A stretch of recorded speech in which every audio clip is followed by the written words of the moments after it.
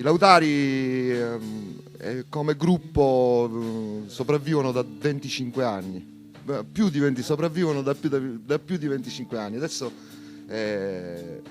abbiamo avuto un periodo di fermo biologico, come si dice nel linguaggio dei pescatori, giusto? Diciamo.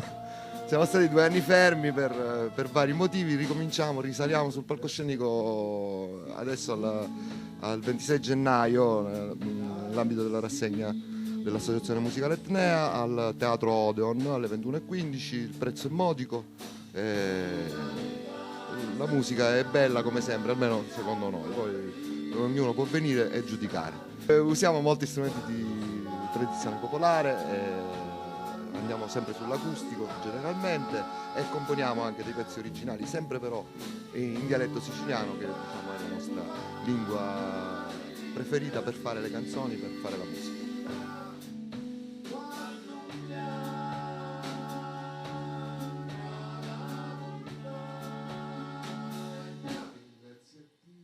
Il gruppo nasce nell'87, nel momento in cui quasi tutti i gruppi che facevano musica folk o popolare in Italia e in Sicilia smettevano di farla perché non era più di moda, e noi eravamo un po' preoccupati, diciamo, si disperderà un repertorio, e ci siamo messi assieme provenendo da diverse formazioni, da diverse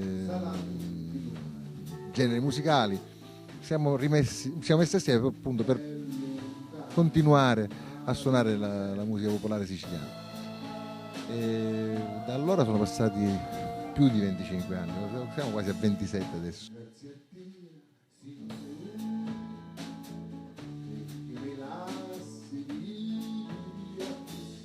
Il mio rapporto con i Lautari, appunto il gruppo, come diceva Johnny e Puccio, è ormai esiste più di 25 anni.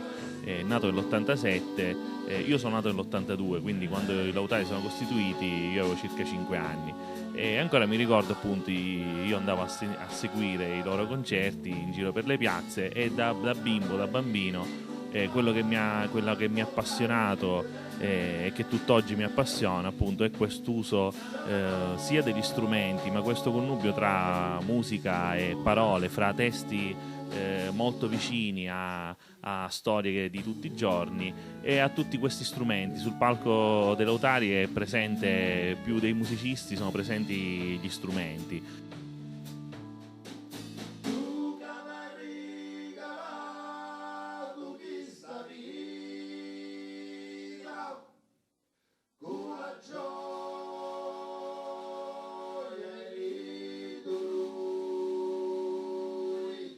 Sono contento di essermi trovato con i ragazzi e di fare parte di questo, che io ritengo veramente una missione. La musica già tendo a vederla così, come una missione.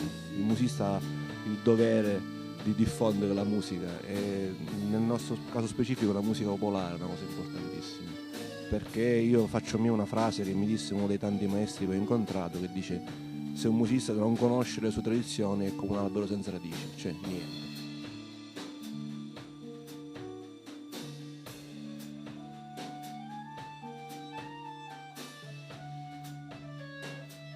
Che appunto questo qua è un gruppo storico, e diciamo che io sono entrato da un paio d'anni, diciamo così, grazie diciamo a Salvo Farruggio, che mi ha coinvolto in questa esperienza, e abbiamo fatto un paio di concerti così in giro. Lo spettacolo di giorno 26 l'abbiamo chiamato Canzoni Corsare, mutuando questo titolo dall'ultimo libro postumo di Pierpaolo Pasolini. In realtà era un libro che raccoglieva degli articoli che lui aveva scritto nel tempo su vari quotidiani italiani, e dove senza alcun riferimento cronologico parlava un po' di quello che succedeva nella nostra Italia in quel tempo. È un libro che attualmente è talmente attuale, sembra scritto pochi giorni fa.